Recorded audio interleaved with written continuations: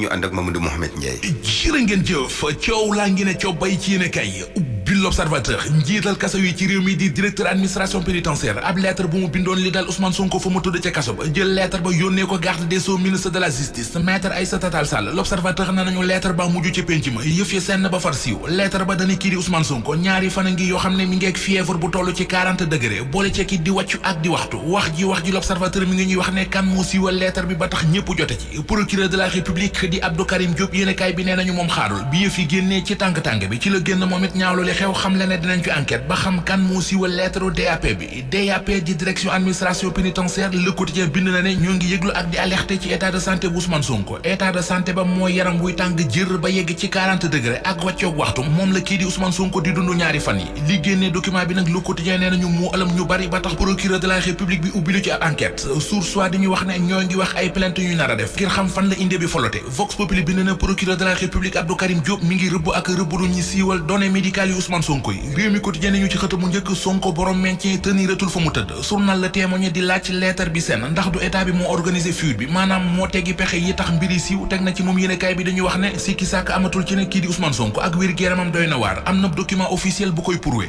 Juan Branco ci xët mu njëkk Vox Populi ma nga fay wax ne keroog fukki fan ak juróom-ñaar ci weeru août atum 2023 Ousmane Sonko dafa rëcc ne malaakal mawti jàppoon na ci loxom ba jëmoon ak moom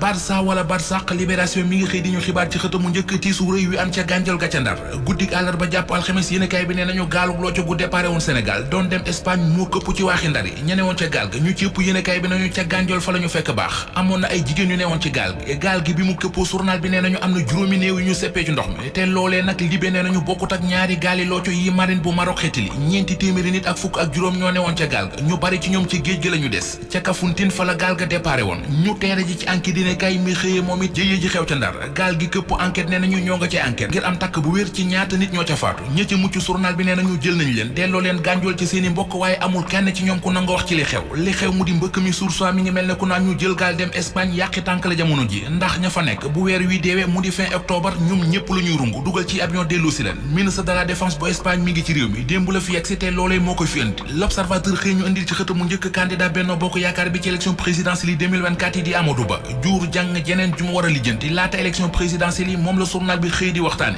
casse-tête bi mooy féewaloo gu réy gi ñu nemmeeku ci seen langue gi di APR fant siro gaa ngi ne kurru ci biir APR l'observateur mi ngi ñuy waxit taxawaay bi ñu xaar ci président Macky Sall ngir mu lijjanti ñaaxo yi am ci parti bi ba ñëpp nangoo topp ci ginnaaw Amadou Ba jàppale ko ci ñi fas yéene topp ci ginnaawam jàppale ko ba mu am ndam moom Amadou Ba kenn a ngi ci libération ubbil yéenekaay bi mooy Moustapha Messere responsable politique ca Mbàkke coordonnateur bu mouvement bii di mouvement renouvellement pas continuité journal bi nañu ci assemblée générale bi mu doon def keroog moo ki gaayam moom Moustapha Messere leeral na fa li ko xam bu ba tax mu jóg fas yéene jàppale candidat bii di Amadou Ba nee na li fi président Macky Sall def ci ñaari mandaam yi bari na ci lu baax waaye am na safaando moo tax mu ne bëggut a dégg waxi continuité renouvellement la wax ñu wax ci waxi ginaar yi xëy di sab ci yéenekaay yu bari ñu xëyandool IPAS di interprofession des producteurs avicoles seen conférence de presse bi ñu doon def démb doon ca wax ak waxtaani musiba mi ñu ne mooy yot seen secteur bi yéenekaay yi xëy nañu ci dellu si L'As yéenekaay Walf Quotidien Le Quotidien Tribune ba ci journal Point Actu mi bind ne yarkati ginaar yi ci réew mi te tënku ci kuréel gi ñu naan IPAS nee nañu doonte tere nañu ñuy importer ay ginaar am na ñuy nëbbatu du dugal ci réew mi ay cuisse de poulet te cuisse de poulet yooyu ñu jële bitim réew du ko dugal ci réew mi musiba la ci askan yu poulet morgue la ñu ko tudde Point Actu ne ñu ñi ci secteur bi nee nañu la ñu bëgg mooy état bi wax ci ni mu gën a gaawee ngir mu dakk ne suñu ko seetaane du jur jàmm baaxul ci askan yi baaxul ci emploi yi Walf Quotidien bind ne ñi yëngu ci wàllu poulet de chair jamono ji chair de poule la ñu amee